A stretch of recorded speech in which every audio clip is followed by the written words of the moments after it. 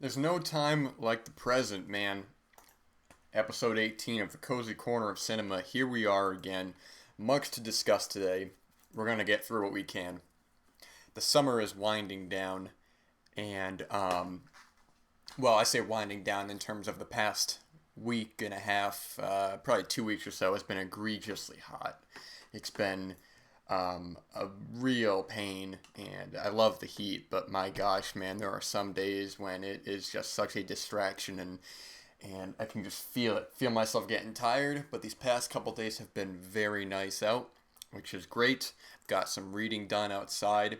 Finished a book recently that maybe I'll talk about if I get to it, but we're going into August, man, which leads us into the fall, which when does the fall actually start, man? I don't actually know. I think I end up kind of separating the seasons by months in a way. People say that the summer starts later than it does, but it certainly doesn't feel like it. So I always associate September and October with the fall. So getting that mindset in to go forward and get what we need done.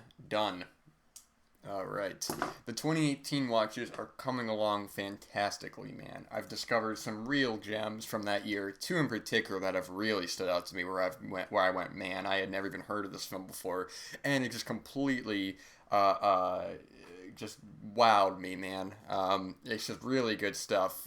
Just so far, most of what I've seen, I've really enjoyed from that year, and I'm looking forward to going on with it. There's a lot of stuff from 2018, man. I mentioned before that when it comes to the newer years or the more recent years for the list episodes, it's a little more tricky to get through because there's so many more films being released as opposed to a year like 56 or 58 where it's a bit more manageable, albeit with only some misses. I like to think that I hit most of the heavy hitters, or at least all of them.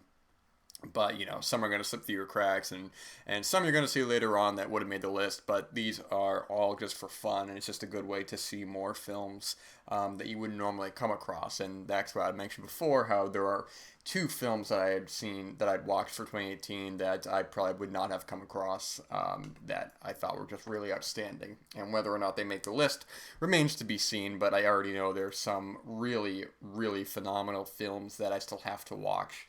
Of course, still have to watch. I only just started this beginning of the month, but that I know will make the top 10. So it's going to be a very interesting list, man. There's a lot of films I'm really looking forward to rewatching, and man, there's just a lot of cool stuff here. And I think I mentioned before. I mean, if you had listened to the other lists, then you would have known. But 2018 or any year, I go for films that had to have been seen outside of a festival. Um, in 2018. So there's two or three films that are on my list that are listed as 2017, but those are only because they played at festivals in 2017, but weren't released publicly until 2018. So I may have mentioned that before, but either way, yeah, good stuff coming along there, man. Good stuff. All right, so let's see here. Sip of the coffee, and then we'll get on board with the recipe for today, man. All right. As delicious as ever, let's get into a filmmaker by the name of Frederick Wiseman, man. Some of you may be familiar with him, most famously for his documentary film, his landmark documentary film, Titicut Follies, from, I believe, 1967, or, yeah, 67, I believe. If Frederick Wiseman is a very, I would say, well-known documentary filmmaker, but whether or not you've seen a lot of his films is totally up to whether or not about the availability. Because with Frederick Wiseman, he's made a lot of films. He's still alive. I believe he's 92 now, and he still makes films. His most recent film, I think, was City Hall from 2020. I believe I might be wrong with that. But he's made many of films. A lot of documentary filmmakers have drawn inspiration from him in terms of how he directs and how he edits.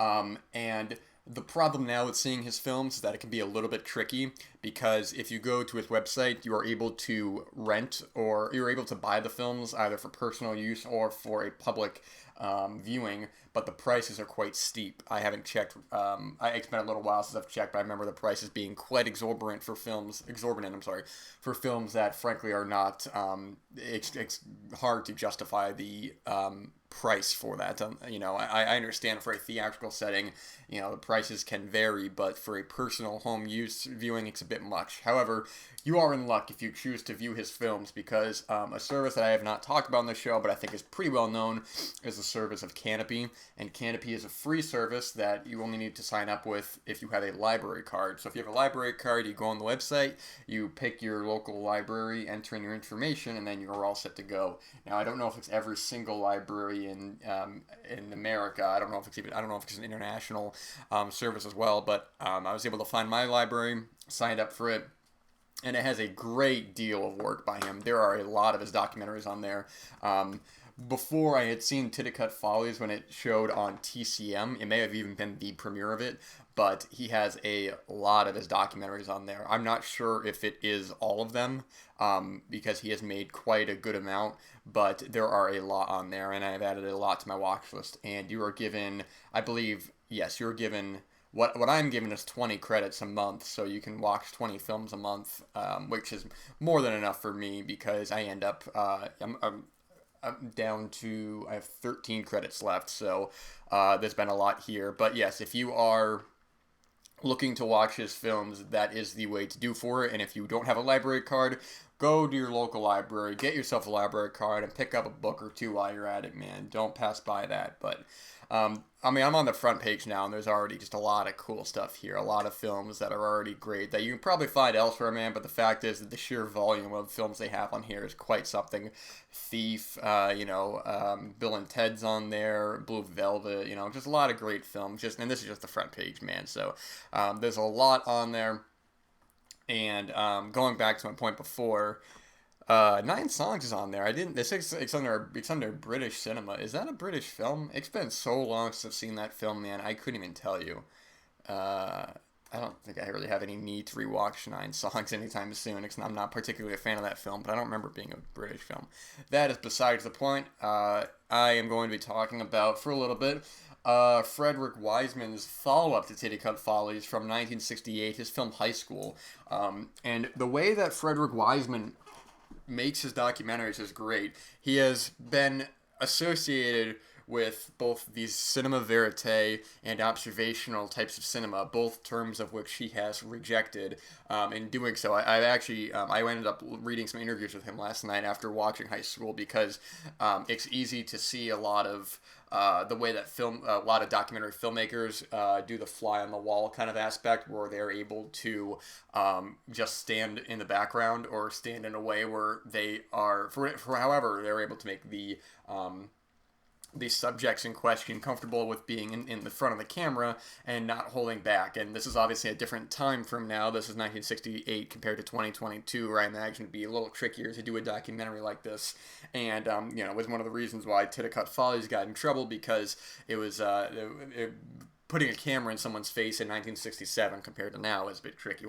A video that I always find very comforting and fun, if you get an opportunity to watch, go on YouTube. It's about 10 minutes or so. Watch, I believe it's called 3 a.m. at 7-Eleven near Disney World in like 1980 something. It's a very interesting video. A lot of the different personalities in that. That could even be a short film right there. But with Frederick Wiseman, there's no narration. He really just kind of lets the subjects do all the talking in a way that's interesting, because when I say before that it's that's a very observational kind of documentary, I know that he rejects that term, but in terms of description, it's, for the time being, it's just bear with me. He gets a lot of subjects, and I believe he shoots, 100 hours of film. Now, get 100 hours of film put down to an hour 20. I mean, you can imagine. Now, he has made longer documentaries. His one about... a morgue or a hospital. I forgot what it was. It actually was mentioned in Killing for Culture, and I wrote it down, but it's about 5 or 5.5 hours. And he actually made a follow-up to High School in 94, I believe, or early 90s. I apologize. And I believe that is about 3.5 hours. This is much shorter, much easier to take in, much like Titicut Follies, which is also about 80 minutes or so. But what Frederick Wiseman does so well is he takes the monotony and sort of the uneventful aspects of a day-to-day life in this high school, and through his editing and through what he chooses and doesn't choose to include, it ends up making an interesting mood piece, because the way that he does it is that he talks about being unbiased in a lot of his documentary filmmaking. How he says it's not, you can't be unbiased, and I think that's an interesting point what he makes there, because when it comes to documentary filmmaking, is that I think on some level there is a bias there when you're presenting information. He presents the information here, and like all of his documentaries, in a dramatic structure where the film, which I feel like a lot of what I've seen in, and I'm not to call it any films in particular, I won't, but some documentaries or some films that try to, or more specifically documentaries that try to have that dramatic structure, they oftentimes confuse a lack of a strong narrative to no narrative. There are times where I've seen documentaries where the ending abruptness doesn't necessarily have any sort of real impact or end to a dramatic narrative, but more so because it is what they feel like other films have done and they should do as well. I can think of probably 2 films off the top of my head right now.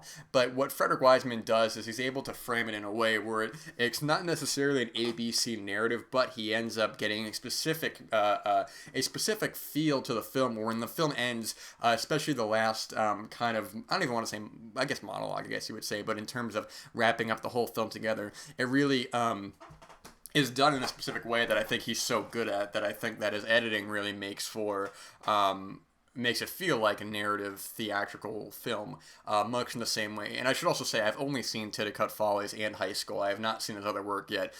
Brian Sauer, I know, is a big fan of the film The Shop, and that's one that I'm really looking forward to watching. I've mentioned Brian Sauer before in one of the episodes. I wholeheartedly trust any recommendation he gives. He has very rarely let me down. His film taste pretty much aligns up in mine, but he mentioned he's a big fan of that film, so I'm really looking forward to watching that. And I believe he mentioned Model as well, which is another film of his that I want to see. But the way that he does it is that when you get the climax of the film should be the big point, and even with Titicut Follies, and I don't mean to keep bringing that up, but in terms of comparison to the narrative structure, I do want to keep mentioning that. Let me get a sip of coffee here. But with Titicut Follies, you have a finale of the film that is a big kind of point, dramatic scene in the film. That's not necessarily the last scene, but is the end of the film, which would be the climax in a narrative, a traditionally narrative film. And this is here as well, because there's a lot of points in the film where we see how a lot of the teachers and a lot of the staff are very they're very monotone, and they're very not quite understanding of the students, in a way where as the film goes along it becomes more apparent, where when we get that first scene where we have not the first scene in the film, but we have one of the staff members, I think it was like I don't know if he was the principal or something, but talking to one of the kids, and he's very he's very dismissive, and he's very not in an overt way where it's flat out, but it's more in a way of what feels like manipulation, where he's kind of acting like he's on this person's side, but he's really not. It's a little difficult to explain, but the way that Wiseman, like I said before, structures these otherwise moments that you would take for granted that wouldn't be of any real significance, but the way he strings them together, because then what I'm saying before, as it goes along, these other sequences where the teachers are talking to the students and they're not really hearing them out. They're interrupting them a lot.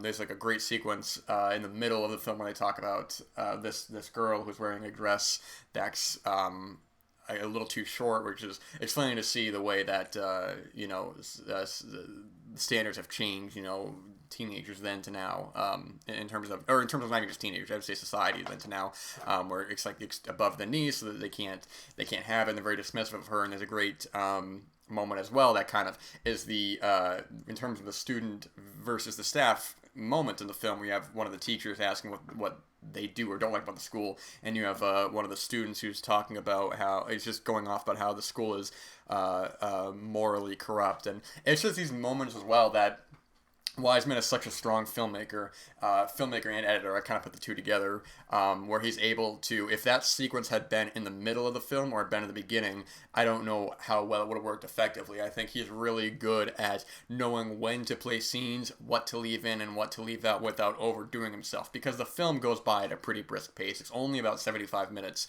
but the way that he manages it all together, it works so well and it works so effectively that you get a real sense of what this high school is like.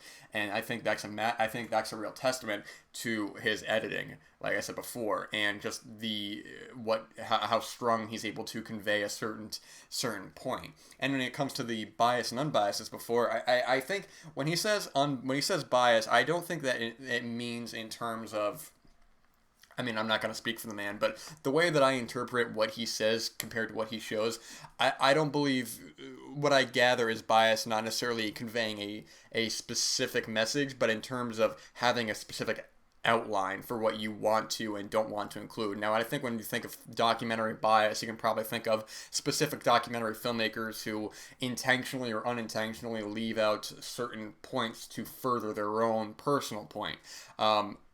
Which I don't know if I can get to the book today, but maybe I'll get to it next time. But one of the books I read recently, it was the author tried his best to be unbiased, but then in the third act of the book, he started to inject his own opinions in a way that was, in my opinion, was detrimental to the reading because it came off as distracting and awkward, instead of just structuring it in a way that they see fit.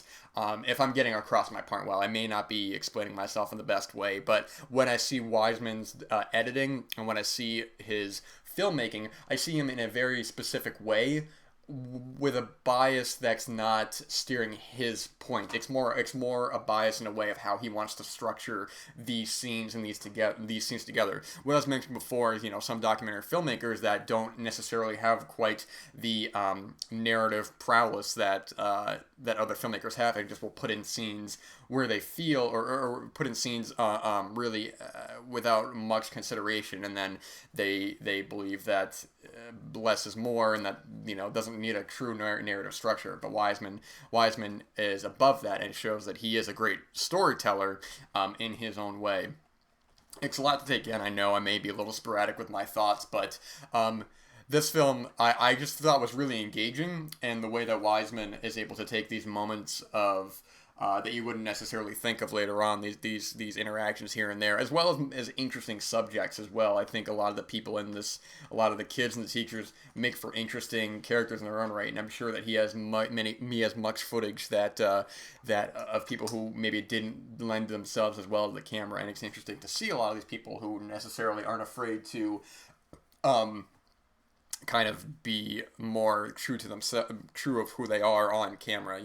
How many times have you heard interviews with adult film stars and they thought that, okay, I'll do this because no one's ever going to see this outside New York. I mean, there's no way that these people could ever have imagined, that in 2022, all these years later, you could be sitting in the comfort of your own home with a cup of coffee watching these films. There's just absolutely no way. It's science fiction. But it is interesting how now, I don't know if a documentary like this maybe necessarily couldn't be made, but I think it would be trickier to be as, and this is the last time I use this word because I don't want to keep accrediting it to this film, but in a way, observational. It's very interesting, and I really want to come back to Frederick Wiseman when I've seen more of his films, because it's hard to, especially, I was to say, hard to judge his entire structure of film, because I've only seen these two films, and they are his first two films. And also, I should say before, the film that I mentioned before about the morgue is actually called Near Death, which is the, I believe, five and a half hour film. But he's done a lot of films, man. So what I was saying before is that if you can, I mean, not just for his work, but for the sheer amount of films, do yourself a favor, man, and just get Canopy. It's free. Go to the library, get yourself a library card, and just check out his work, man. Check out a lot of the other films that are on there, because with all these streaming, with all these streaming services, man, it can be hard to really kind of sift through and see what really is worth your time and not. I have found myself a lot with a lot of films that I look up, I see that it's either only on Canopy or it's on Canopy along with, like, I don't know, because primarily I haven't used Netflix in quite some time. There's almost nothing on there that interests me that I've come across. There, especially their originals and stuff. I have absolutely zero interest in any of their originals. And more so when the films they end up picking up, like a film that I had seen recently for 2018 was, to my knowledge, is a Netflix original, but is a film that is not a film they had produced. It's one they just distributed, and especially the talk of them not wanting to put in money for filmmaker-driven films anymore is completely absurd, and I think completely idiotic. I mean, but that's a whole other conversation right there. But either way, check out his work if you're interested, especially if you're interested in documentary films, which I don't talk about nearly enough on here. But as well as the other stuff on there, man. Canopy is a service that I think a lot of people are aware of, but if you're not, there's just a lot on there. Especially it's free, man. I mean, come on, you can't beat it. No ads either, which is great.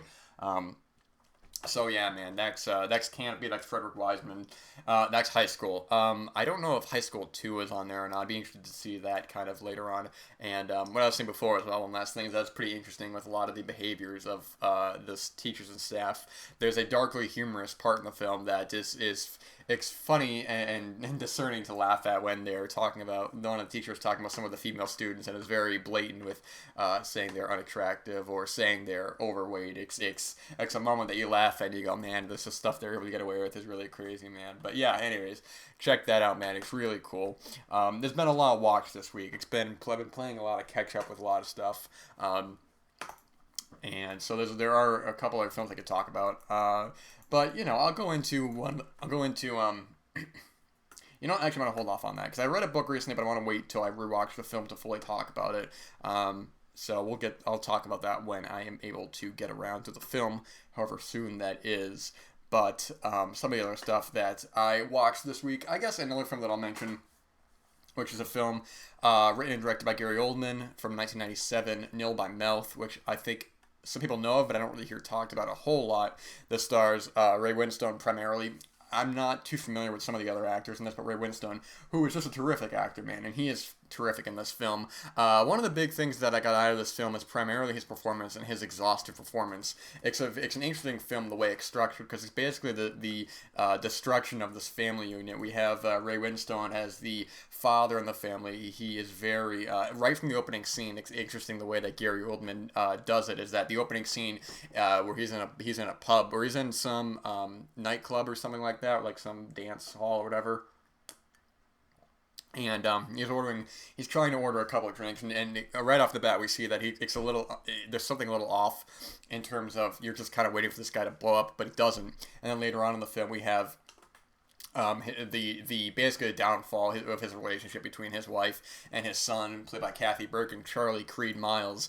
And what's interesting is that the way the film is structured is that we spend a lot of the film with Billy, played by Charlie Creed Miles, and how at one point he's out of the house, and he's out of the house at a certain point in the film, and then we see a lot of the film of him on the street. He's addicted to drugs. I don't know if it was like heroin or crack, whatever, but these very uncomfortable, not even uncomfortable, that's not the right word to say, but there's a lot of moments where he's just on the street and he's just asking people for change in a way that comes off as very very sad to see that character in that despair, and some of the other characters that he involves himself with. There's a really interesting side characters that they don't really spend a whole lot of time with, but in a way that's interesting. There's one of the side characters who's this guy who walks around like this little dog, and that's all interesting, and that part of the film is great. And I'm watching it thinking that this is going to be the focus of the film. It's just this character who is kicked out for a reason that is just totally it says a lot about Ray Winstone's character. But Kathy Burke as well, we follow her a lot of the film, primarily in the second half.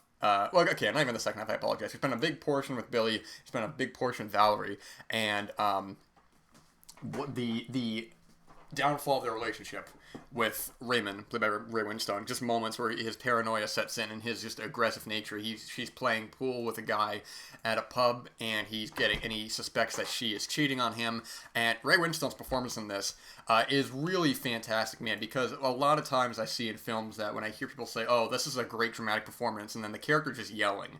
That's all it is. It's just characters screaming at each other, crying, and I'm just like, man, I mean, I know it takes a lot of work, man, but you can't. So many times right here, that's a great performance. It's a great performance. And it's like, well, they were just screaming and crying the whole time. There's another performance to that. I need more than that. But that's Ray Winstone in the film as well, because he has these exhaustive moments where you just see he's just screaming. We just hear the strain on his voice. He has just this. He's like a bull in a china shop, man. He's a frightening character to be around. He's like what's his name from Trainspotting? I've got the actor's name, but the main antagonist in that film. Well, I guess of the four, who's just always going off and not nearly as in your face. In a way, in terms of like screaming and yelling, but in terms of like, this is a character no one could ever be friends with, even his friend in the film, whose name I am blanking on. So I just clicked out of the page there, but you just wonder how they even are able to get by with each other because he's just such a destructive character. His performance is fantastic in the film, and in the third act when it really goes to a place where it all kind of convenes together, it is great. There's a great sequence in particular with Ray Winstone's character after a destructive kind of drunken night, which feels very honest and realistic in the way that he plays that performance. But we start to see closer to this kind of character behind all this rage and stuff, not in a way that makes him sympathetic at all, but in a way that kind of that Gary Oldman sort of I say humanized, but I don't want to say sympathizes, which is so easy to do. It's just to demonize these kind of characters, but or at least Ray Winstone's character, but we see a much more complicated person behind that, and especially where the film ends, I think some people may or may not be on board with it in terms of it in a way that feels realistic, in a way that feels like it's not quite whole, and there's definitely gonna be you get the feeling there's gonna be more to the story, but at that point in time, there's a lot to get into with the final sequence of the film, which I really thought was terrific. And I don't want to get to the spoilers or anything like that, but this is a film that's not on Blu-ray to my knowledge. I had to watch this online, and and it's not. Like I said before, when it comes to films that I find online and stuff, it's like if I don't have any way to see a film, I don't really feel too bad about seeing a film without seeing a film of maybe methods that you wouldn't normally do, because the DVD's out of print. There's a Region 2 DVD, and it's just like, man, I don't get how this isn't more readily available. It kind of reminds me in a way in terms of you have these stars you have an English star like this who makes a great film and then doesn't really do much directing after this. I think of Tim Roth's The War Zone, or the hell's the name of that movie? I think it was The War Zone. I think that's what it was. Yeah, The War Zone, directed by Tim Roth. It was the only film that he's directed to my knowledge, and it's such a really terrific film. Like, it's a very dark film as well. Actually, weirdly enough, also with Ray Winstone. I completely forgot about that. Yeah, it's just weird. These big stars, I don't understand how they don't.